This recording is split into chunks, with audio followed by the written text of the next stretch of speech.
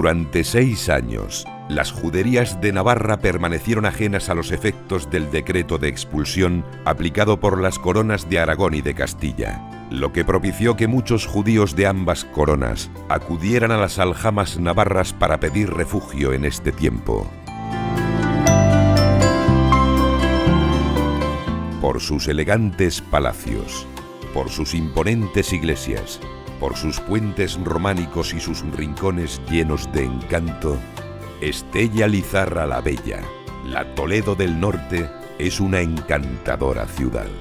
Hito en el Camino de Santiago y enclave imprescindible entre la montaña y la ribera de Navarra, que gozó de su pleno esplendor en la Edad Media, fruto de la colaboración entre judíos y cristianos.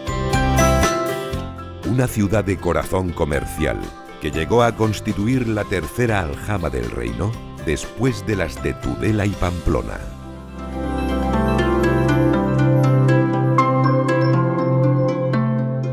Al abrigo de los castillos de Zalatambor y de Belmecher, o de Lizarrara, en aquellos siglos vivió también su momento de máximo apogeo la judería de Elgacena. Así se llamaba este espacio poblado por el colectivo hebreo. Los avaros judíos que se representan en la fachada del Palacio de los Reyes de Navarra, o los 2 hebreos que soportan las ménsulas de la iglesia del Santo Sepulcro, como símbolo de la nueva religión levantada sobre la vieja ley de Yahvé, recuerdan todavía a esta comunidad, que se instaló en la ciudad en el mismo momento de su fundación.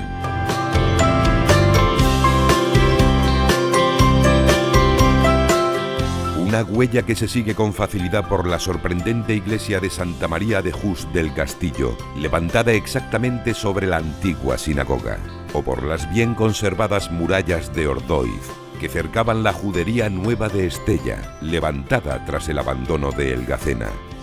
y que llega a alcanzar incluso a célebres teólogos como a Ben Serac,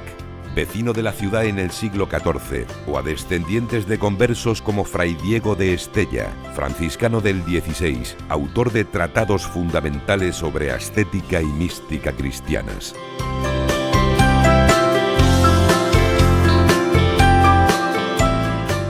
Un pasado esencial que permite apreciar aún más esta localidad que, como ya apuntó muy sabiamente el viajero Aymeric Picot en el siglo XI, sigue siendo ciudad de buen pan,